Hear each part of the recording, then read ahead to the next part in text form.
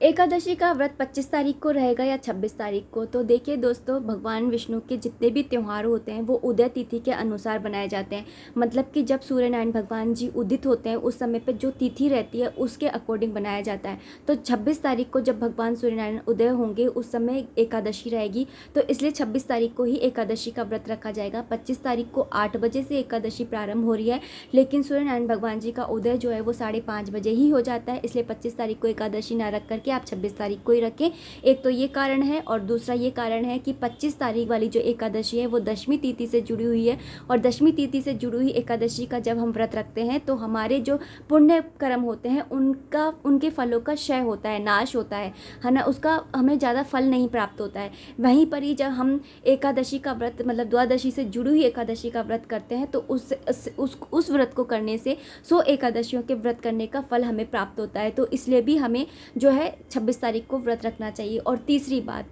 जो 26 तारीख की एकादशी है उस दिन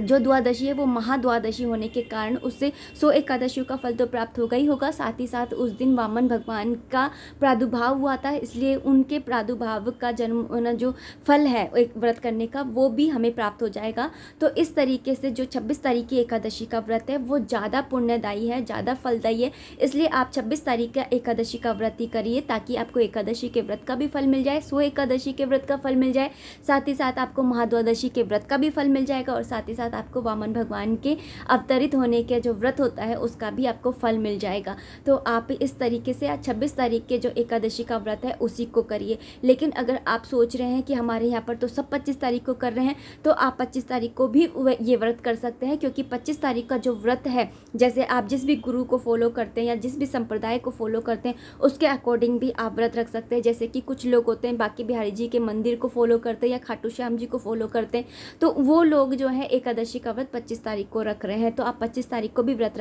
रख सकते हैं। अगर आप मुझसे पूछेंगे कि आप कितनी तारीख को रख रहे हैं, तो देखिए मैं 26 तारीख को व्रत रखूंगी, लेकिन मैं 25 तारीख को भी जो एकादशी के व्रत के नियम होते हैं, मतलब कि बालों को ना धोना, चावल ना खाना, प्याज लहसुन का यूज़ ना करना, पृथ्वी शयन करना, ये सारे जो नियम होते हैं इन सब नियमों का मैं फॉलो करूँगी। और बस व्रत नहीं करूँगी क्योंकि मेरी शारीरिक क्षमता ऐसी नहीं है, लेकिन अगर आपकी शारीरिक क्षमता है तो आप 25 तारीख और 26 तारीख दोनों का ही व्रत रख सकते हैं। तो इस तरीके से एकादशी का व्रत आप कर सकते हैं। राधे राधे, हरे कृष्णा।